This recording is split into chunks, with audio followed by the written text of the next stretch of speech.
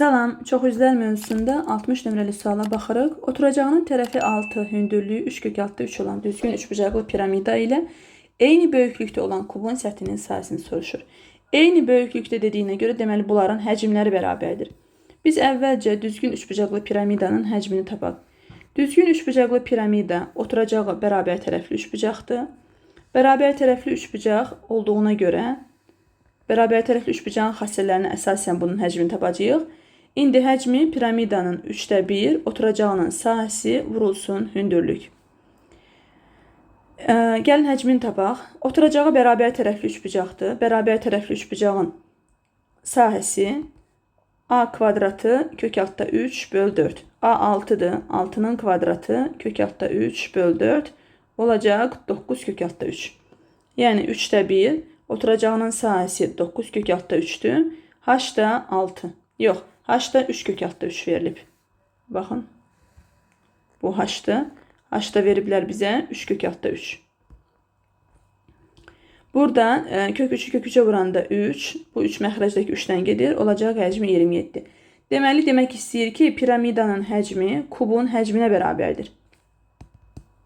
Kubun həcminə bərabərdir. Deməli, kubun həcmi də 27'dir. Kubun həcmi A kubu düstur ilə hesablanır. Deməli, buradan A kubu bərabərdir 27'yə. Kubun tili olacaq 3. Kubun tili 3'dür. Kubun səthinin sahəsini soruşur. Kubun səthinin sahəsi 6A kvadratı. Bütün tərəfləri, bütün üzləri kvadratdır. 6 üzü olduğuna görə 6A kvadratı. A 3'dür. 3'ün kvadratı 9. 6'nı 9'a vursak olacaq düzgün cavab 54 Y variantı. 61 nömrəli sualda düzgün dördbucaqlı piramidanın oturacağının tərəfi 14, piramidanın oturacağını paralel və onun yan tilini təpədən başlayaraq 3 böl 4 nisbətində bölən müstəvi kəsiyin sahəsini soruşur. Əvvəlcə düzgün dördbucaqlı piramida çəkək. Düzgün dördbucaqlı piramida oturacağı kvadratdır. Təpədə bir nöqtə götürək A nöqtəsi. Bu nöqtəni tillərlə birləşdiririk. Təpə nöqtələri ilə birləşdiririk. Alınacaq düzgün dördbucaqlı piramida. Deməli deyir ki, oturacağına paralel və onun yan tilini təpədən başlayaraq 3 böl 4 nisbətində bölən müstəvi kəsik. Burada müstəvi kəsik çəkiləndə əvvəlcə gəlin müstəvi kəsiyi çəkək.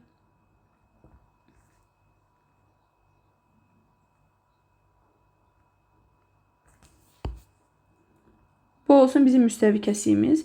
Bu müstəvi kəsik çəkiləndə, yəni oturacağa paralel olan müstəvi kəsik çəkiləndə oxşar figurlar alınır. Yəni burada biz oxşarlıqla əldə edəcəyik. Deyir ki, yan tili təpədən başlayaraq 3 böl 4 nisbətində bölür. Yəni bura 3A'dırsa, bura olacaq 4A. Və oturacağının tərəfini bizə 14 veriblər. Bizdən müstəvi kəsiyin sahəsini soruşur. Bunun sahəsini soruşur, kiçik müstəvi kəsiyin. İndi əvvəlcə oxşarlığa əsasən yazaraq ki, burada hansı figurlar oxşardır? İndi ona baxaq. Adlandırsaq bunu A, B ya da ki bu təpədəki A-nı götürürəm. Yəni daha uyğun. Buradan başlayaq. A, B, C, D. Bu təpədəki nöqtəyə T deyirəm. Sonra A1, B1, C1, D1 olsun. Yəni burada T, A1, B1, C1, D1 piramidası ilə T, A, B, C, D oxşardır. T, A, B, C, D piramidaları oxşardır. Bu oxşarlığa əsasən yazaraq ki, bütün oxşar figurlarda tərəflər nisbəti oxşarlıq əmsalı K-yə bərabər idi. Yəni 3A-nın ümumi böyük piramidanın yan tili, yəni 7A-ya nisbəti oxşarlıq əmsalı K-yə bərabərdir. K bərabərdir 7-də 3. İndi yuxarıdakı TA1, B1, C1, D1 müstəvi kəsik, yəni buradakı müstəvi kəsik budur, yəni dördbucaqlı. Bunun sahəsi isə S1 olsun, bura S1 olsun. Aşağıdakının sahəsi S2, sahələr nisbəti isə oxşarlıq əmsalının kvadratına bərabərdir. S1 bölünsün. Aşağıdakı figur kvadratdır, düzgün dördbucaqlı piramida olduğuna görə oturacağı kvadratdır. Kvadratın sahəsi tərəfin kvadratına bərabərdir. Yəni 14'ün kvadratı 196. S1'in 196'ya nisbəti bərabərdir. 7'də 3'ün kvadratına, yəni 49'da 9. Buradan çarpaz vursak 49 S1 beraberdir. 9 vurulsun 196. S1 de beraberdir. S1 de beraberdir 36'ya. Elə bizdən də sahəni soruşur. Yəni müstəvi kəsiyin sahəsini soruşur. Həmin yuxarıdakı kiçik müstəvi kəsiyin sahəsi 36'ya bərabərdir. Düzgün cavab A variantı. 62 nömrəli suala baxırıq. Oturacağının tərəfi 12 olan düzgün üçbucaqlı piramidanın yan tilləri onları kəsən və oturacağına paralel olan müstəvilərlə 4 bərabər hissəyə bölünmüşdür. Bu kəsiklərin sahələri cəmini soruşur. Baxın, deməli, üçbucaqlı piramida çəksək. Üçbucaqlı piramida, təpədə də bir də nöqtə götürürük. Bunları birləşdirsək. Şəkli çəkib sonra davam edelim. Yəni şəkil bu cür olur və yan tillər onları kəsən oturacağına paralel müstəvilərlə 4 bərabər hissəyə bölünüb. Baxın, 1, 2, 3, 4. 4 bərabər hissəyə bölünüb və burada deməli yenə oxşar fiqurlar alınır. Oxşar fiqurlar üçün olan bütün xassələr burada da ödənilir. Oturacağının tərəfi 12'dir. Buraya yazırıq 12. Və bu düzgün üçbucaqlı piramida olduğuna görə oturacağı bərabər tərəfli üçbucaqdır. Gəlin əvvəlcə oturacağının sahəsini tapaq. Oturacağının sahəsi bərabər tərəfli üçbucaq olduğuna görə A kvadratı kök 3 böl 4. Tərəf 12'dir. 12'nin kvadratı kök 3 böl 4. Bu da bizə verir 12 böl 4 3. 36 kök altda 3. 36 kök altda 3. İndi tərəflərə baxaq əvvəlcə. Hər bir kəsiyin ayrıca sahəsini soruşur. Əvvəlcə bu kəsiyin sahəsini S1 deyirəm. Bu tərəfə deyək X. Bunlar da hər biri X-i. İndi bu kiçik kəsiklə yuxarıdakı TM KN kəsiyi ilə böyük piramida, yəni TABC piramidası oxşardır. Əvvəlcə ona əsasən yazıram ki, yəni TN'in ümumi TC'yə nisbəti oxşarlıq əmsalı K'ya bərabərdir. Yəni burada X'in 4X'ə nisbəti oxşarlıq əmsalı K. K olacaq 4'də 1. İndi yuxarıdakı kiçik kəsiyin sahəsi S1'in böyük S-ə nisbəti, yəni bu oturacağın nisbəti bərabərdir oxşarlıq əmsalının kvadratı. Çünki sahələrin nisbəti oxşarlıq əmsalının kvadratına bərabərdir. S1 bölünsün 36 kök altda 3 bərabərdir 4'də 1'in kvadratı 16'da 1. Buradan S1'i tapırıq. S1 olacaq, deməli 16'nı 4'ə 4 dəfə, 36'nı 4'ə 9 dəfə. Yəni 4'də 9 kök altda 3. 4'də 9'da neçə verir? 4'də 9'u əvvəl elə saxlayaq, sonra toplayarıq. İndi hər birini belə ayrı-ayrı tapmalıyıq. İndi buna deyirik S2, S2. Tərəflər nisbəti də fərqli olacaq. Buna yazaq 1. İkincisi. Yəni yenə yazıram ki, TL'in ümumi TC'yə nisbəti oxşarlıq əmsalı K. Yəni 2X'in 4X'ə nisbəti oxşarlıq əmsalı K'ya bərabərdir. K olacaq 2'də 1. İndi S2'nin, yəni yenə S oturacağın nisbəti, hamısına bu oturacağın sahəsi dəqiq ədəd olduğuna görə ona əsasən yazırıq. K'nın kvadratı, yəni 2'də 1'in kvadratı 4'də 1. S2 bölünsün oturacağının sahəsi 36 kök altda 3 idi, bərabərdir 4'də 1'ə. Buradan S2 bərabərdir 9 kök altda 3 və bu S3'ün sahəsi lazımdır indi. Üçüncünü tapsaq S3 şəklə qaydıraq yenə. TQ'nun ümumi TC'yə nisbəti yenə oxşarlıq əmsalı K'ya bərabərdir. Yəni 3X'in 4X'ə nisbəti K oxşarlıq əmsalı olacaq 4'də 3. S3'ün S oturacağın sahəsinə nisbəti 4'də 3'ün kvadratı 16'da 9. S3 bölünsün 36 kök altda 3 bərabərdir 9 böl 16. Buradan yine 16'nın 4'ə 4 dəfə, 36'nın 4'ə 9 dəfə. S3 olacaq 4'də 81 kök altda 3. İndi bizə nə demişdi? Bu kəsiklərin sahələri cəmini soruşur. Kəsiklər hansılardır? S1, S2, S3. S1 üstəgəl S2, üstəgəl S3. Bunların cəmini soruşur. Yəni 4'də 9 kök altda 3 üstəgəl 81 kök altda 3 böl 4 üstəgəl 9 kök altda 3. Bu ikisi bizə verir 4'də 90 kök altda 3 Üstə gəl ortaq məxərəc 4 vur 9, 36 kök altda 3. 90 və 36 toplasaq 6, 126 kök altda 3 böl 4. 126-nı 4-ə bölək görək neçə alırıq. 3 vur 4, 12. 6-da da 4 bir dəfə 31,5. Yəni cavab 31,5 kök altda 3 olacaq düzgün cavab Y variantı. 63 nömrəli sualda oturacaqlarının sahəsi 4 və 9, yəni S1 4, S2 9 və həcmi 76 olan kəsik piramidanın hündürlüyünü soruşur. Kəsik piramidanın həcmi V bərabərdir 3də 1, H vurulsun deməli S1 üstə gəl kökün altında S1 S2 üstə gəl S2. Bunu əsasən tapa bilərik. 76 bərabərdir 3də 1 H vurulsun 4 üstə gəl kök altda 4 vur 9 üstə gəl 9. 76 bərabərdir 3də 1 H vurulsun 4 və 9 13. Buradan da 6 çıxar 13 üstə gəl 6 19. 76-nı 19-a böləndə 4 dəfə H da olacaq 4 vur 3 12, yəni C variantı. 64 nömrəli sualda tili 6 kök altda 2 olan düzgün tetraedrin həcmini soruşur. Deməli, tetraeder nədir? Tetraeder 4 ədəd üçbucaq deməkdir. Yəni piramidaların bir növüdür tetraeder. Tetraederin həcmi V bərabərdir. Deməli, A kubu kök altda 2 böl 12 düsturu ilə hesablanır. Til A'dır, yəni 6 kök altda 2. 6 kök altda 2'nin kubu vurulsun kök altda 2 böl 12. 6'nın kubu kök altda 2'nin kubu və kök altda 2 kök altda 2 üstü 4 verir. Bu da böl 12. Deməli 6'nın kubunu yazıram ki 36 vur 6 şəklində. Kök altda 2'nin kvadratı 2, kök altda 2 üstü 4 də 2 vur 2. 36'nı 12'ye böləndə 3 dəfə. 3'ü 2'ye vuranda 6, 6'nı 6'ya vuranda 36, bunu da 2'ye vuranda 72. Yəni düzgün cavab B variantı. Baxırıq 65 nömrəli suala. Tili 4 kök altda 6 olan düzgün tetraedrin hündürlüyü nə qədər olar?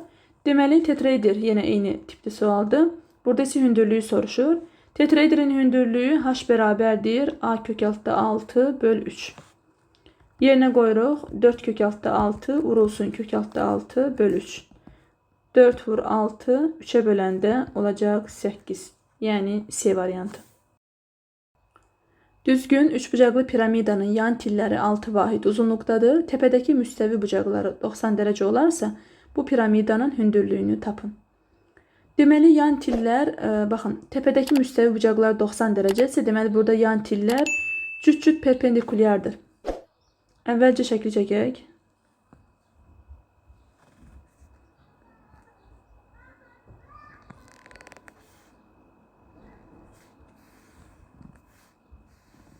Baxın, buradakı bucaqlar 90 dərəcədir. Bir də, yəni buradakı bucaq, arxadakı tillər.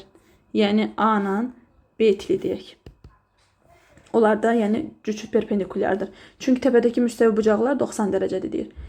İndi tillər 6 vahiddir. Hər biri 6'dır. Bizdən bu piramidanın hündürlüyünü soruşur. Bura 6-6'dırsa, yəni hər hansı bir üzün tilinə baxırıq. Olacaq bura 6 kök altda 2. Düzdürmü? İndi 6 kök altda 2'dir. Bizdən piramidanın hündürlüyünü soruşur. Piramidanın hündürlüyünü çəkirik buradan.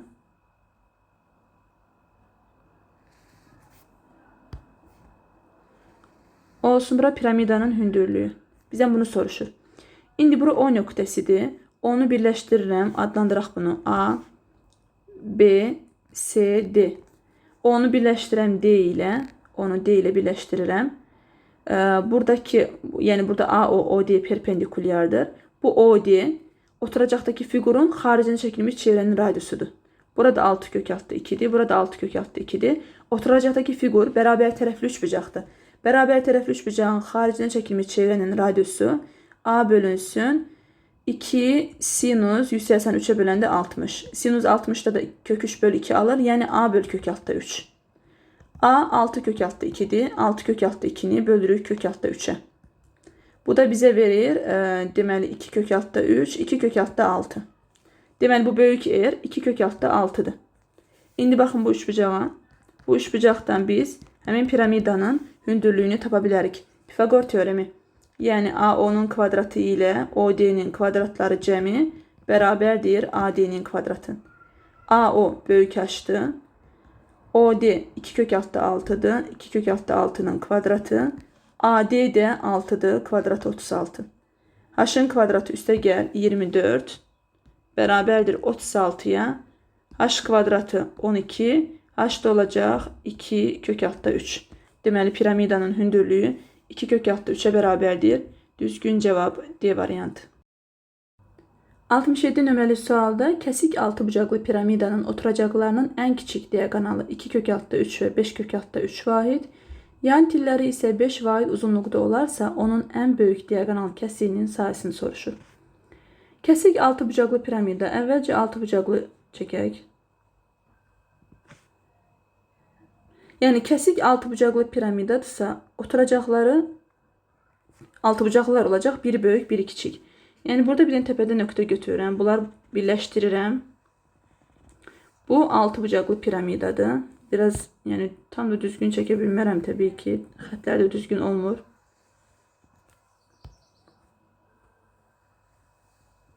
Aha. Bunu oturacağına paralel müstəvi ilə kəsirik. Burada da elə bil ki, kəsəndə altıbucaqlı alınmalıdır. Yəni bu cür bir fiqur çəkəcəm, tam da təsvir edə bilməsəm də. Aha, bu cür olsun. Bəli. İndi baxın, təkcə ağla göstərdiyim fiqura baxacaqsınız. Ağla göstərdiyim fiqur kəsik altıbucaqlı piramidadır. Kəsik altıbucaqlı piramidanın deyir ki, indi şərtə qayıdıram, nə deyir? Yəni yuxarı hissəsi lazım deyil. Təkcə bu kəsik hissəsi lazımdır bizə. Bu bizim ağla göstərdiyim isə, yəni kəsik altıbucaqlı piramidadır. Biraz əyri oldu. Deyir ki, oturacaqlarının ən kiçik diaqonalı 2 kök altı 3 və 5 kök altı 3'dür. Oturacaqları altıbucaqlıdır. Altıbucaqlının kiçik diaqonalı A kök altda 3 düsturu ilə hesablanır. Deməli 2 kök altda 3 bərabərdir A kök altda 3'ə. Buradan A'nın 2 olduğunu görürük. Deməli bu kiçik, yəni bu müstəvi kəsiyin tili 2'dir. Digərinə baxırıq. D bərabərdir 5 kök altda 3. Buradan da yenə A kök altda 3 bərabərdir 5 kök altda 3'ə. A da olacaq 5. Bunun tili isə 5'ə bərabərdir. Deyir ki, bizə yan tillərdə 5 vahiddir. Bura 5 vahiddir. Yəni kəsik altıbucaqlı piramidanın yan tili. Yəni təkcə bura nəzərdə tutulur 5'dir. Ən böyük diaqonal kəsik, ən böyük diaqonal kəsik. Oturacaqlarının, yəni həmin oturacaqların ən böyük diaqonallarını birləşdirdikdə alınır. Baxın. Bu yaşılla qeyd etdiyim hissə, bu ən böyük diaqonal kəsikdir. Yəni bu ən böyük diaqonal kəsik burada bərabər yanlı trapesiyadır. Bərabər yanlı trapesiyadır və bərabər yanlı trapesiya oturacaqları da baxın, oturacaqları altıbucaqlının böyük diaqonallarıdır. Altıbucaqlının da diaqonalı 2A düsturu ilə hesablanır. Tili 2'dirsə 2 vur 2 bura olacaq 4. Tili 5'dirsə 2 vur 5 bura olacaq 10. Həmin trapesiyanı aşağıda çəkirəm. Bu trapesiyanın, bu trapesiya, yəni həmin kəsik altıbucaqlı piramidanın diaqonal kəsiyidir. Bunun sayısını tapacağıq. Oturacaqları 4 və 10, yan tili də 5 idi və bərabər yanlı trapesiyadır. Bura 4'dürsə, bu da 4'dür. Ondan 4 çıxanda 6, bərabər bölünəcək 3, 3.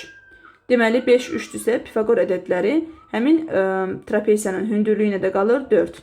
Trapesiyanın sayısı oturacaqları cəminin yarısı vurulsun hündürlük. 14 2'ye böləndə 7, 4'ə vuranda olacaq düzgün cavab 28. 68 nömrəli sualda hündürlüyü 3 olan düzgün 8 bucaqlı piramidanın oturacağının daxilinə çəkilmiş çevrənin radiusu 4, oturacağının tərəfi isə 6 olarsa, yan səthin sayısını soruşur. Burada əslində yəni 8 bucaqlı piramida çəkməyə ehtiyac yoxdur. Sadəcə mən təsvir yaratmaq üçün çəkməyə çalışacağam. Yəni necə hesablamaq lazımdır deyə. Yəni burada piramidanı çəkməsək də hər hansı bir fiqur üzərində də göstərmək olar. Sadəcə 8 bucaqlı olduğuna görə, yəni 8 dənə yan üzü olacaq. 8'ə vurmalıyıq sonra. Baxın, burada təpədə bir nöqtə götürürəm. Bizə yan üzün hündürlüyü lazımdır. Buradan deyir ki, daxilinə çəkilmiş çevrənin radiusu 4'dür. Bura mərkəz olsun. Daxilinə çəkilmiş çevrənin radiusu biz bilirik ki, tərəfə çəkilir də. Xaricini çəkilmiş olanda təpə ilə birləşdirdik bu mərkəzi. Əgər böyük R desəydi, təpə ilə birləşdirərdik. Kiçik R dediyinə görə tərəfə çəkirəm.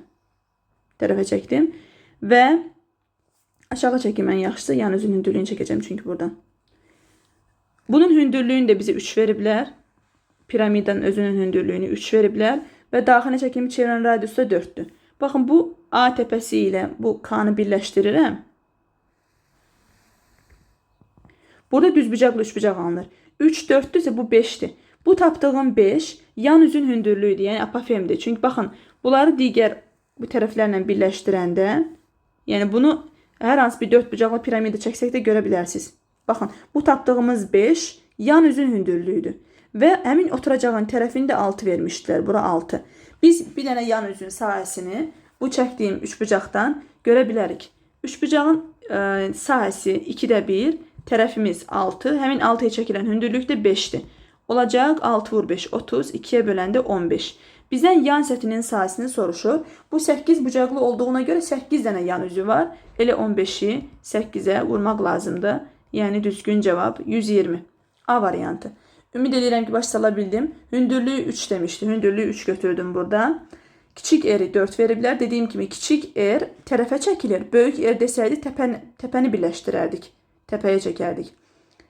Və bu tapdığımız kiçik R veriləndə yadda saxlamaq lazımdır ki, biz apofemi tapmış oluruq. Böyük R veriləndə isə yan tili tapırıq.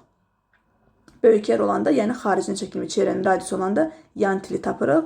Buradan isə deməli kiçik R ilə apofemi tapmış olduq.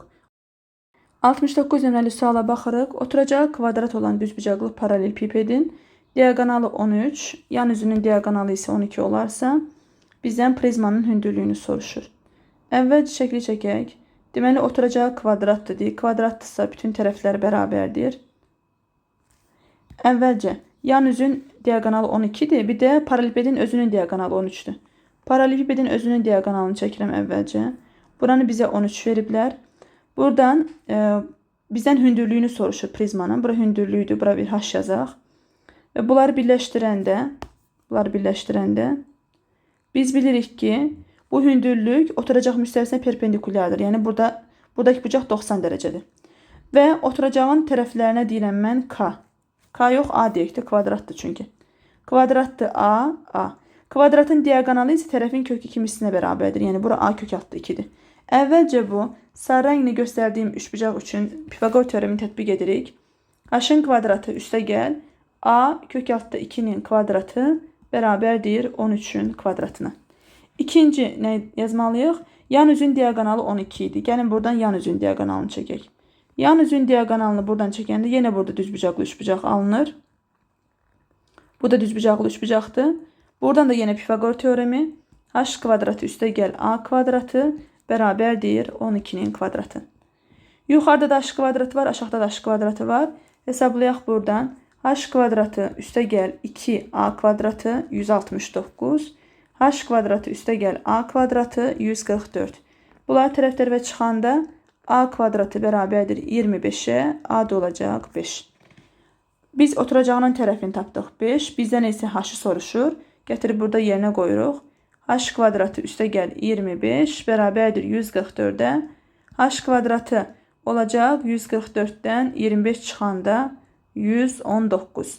H da olacaq kök altda 119. Yəni düzgün cavab D variantı. 70 nömrəli sualda diaqonal kəsiyi kvadrat olan düzgün dördbucaqlı prizmanın oturacağının sahəsi S olarsa onun həcmini soruşur. Deməli, əvvəlcə düzgün dördbucaqlı prizma çəkirik. Düzgün dördbucaqlı prizma deməli oturacağı kvadratdır və bunun əlavə olaraq diaqonal kəsiyi də kvadratdır deyir. Gəlin əvvəlcə oturacaqdan başlayaq. Oturacağın tərəflərini A deyirəm. Bunun diaqonalını çəksəm, oturacağı kvadrat olduğuna görə kvadratın diaqonalı A kök altı 2. Diaqonal kəsiyi çəkdik. Bizə deyir ki, bu diaqonal kəsik də kvadratdır. Deməli, burada A kök altı 2-dir. Biz buradan görürük ki, yəni hündürlük tərəfin, yəni oturacaqdakı tərəfin kök 2 mislinə bərabərdir. İndi prizmanın da həcmi oturacağının sahəsi vurulsun hündürlük. Və bizə deyir ki, oturacağının sahəsi S-dir. Yəni S bərabərdir A kvadratı. İndi yerinə qoyuruq. Oturacağının sayəsinin yerinə S yazıram. S vurulsun. H da A kök altda 2'dir. İndi buradan biz A'nı tapsaq, buradan A'nı tapanda olacaq kök altda S. Yerinə qoyuruq. S olduğu kimi qalır. Bu A'nın yerinə də kök altda S yazıram. Vurulsun kök altda 2. Deməli bu S ilə işimiz yoxdur. Bunları bir kökün altına salırıq. Olacaq 2S. Yəni B variantı. Çətin görsənir ilk baxışda, amma sadə sualdır.